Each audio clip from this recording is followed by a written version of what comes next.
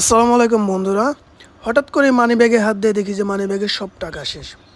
এখন টাকা শেষ হলে কীভাবে চলবো, এই জন্য খুব দ্রুত রেডি হয়ে টাকা আনতে ব্যাংকের দিকে রওনা দিলাম। মোটরসাইকেল বাইরেই ছিল, মোটরসাইকেলের মধ্যে আসলে একটু ময়লা ছিল, ময়লাটা পরিষ্কার করেই মোটরসাইকেল নিয়ে নিয়ে রওনা হলাম যাতে টাকাটা আনতে পারি। কারণ দেখা যায় যে ঈদের সময় আসলে টাকা পয়সা অনেক শর্ট থাকে, ব্যাংকে সহজে টাকা পয়সা পাওয়া যায় না। এই জন্য দুপুরেই বের হলাম, 2টার দিকে বের হলাম খাওয়া দাওয়া শেষে, যাতে ব্যাংক থেকে টাকাটা খুব তাড়াতাড়ি কালেক্ট করতে পারি। এরপর ব্যাংকে গেলাম, ব্যাংকে গিয়ে দেখি যে ব্যাংকে প্রচুর ভিড়। ব্যাংকে ঢোকার পরই দেখি যে ব্যাংকে আরও অনেক লোক দাঁড়িয়ে আছে। এখানে কথা বলে জানতে পারলাম যে ব্যাংকে নাকি আশেপাশে কোনো ব্যাংকে নাকি টাকা নেই, সব ব্যাংকের এটিএম বুথেই টাকা শেষ। আর এদের ছুটি সেহেতু ব্যাংকের সব অফিস টফিস বন্ধ।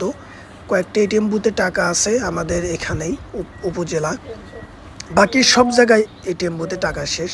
তো এখানে আসলে এই এটিএম বুথটা আসলে একটু ভিতরের সাইডে, এই জন্য সবাই এখানে লেনদেন অতটা করে না। তো তাও মোটামুটি 4 কোটি টাকা লেনদেন হয়েছে একদিনে। তো আমরা চলে গেলাম ওখানে গিয়ে অনেক বড় লাইন। তো এক সময় দেখি যে আমার সিরিয়াল আসলো, পিন দিয়ে কার্ড ঢুকিয়ে টাকা বের হওয়ার জন্য দিয়ে দিলাম।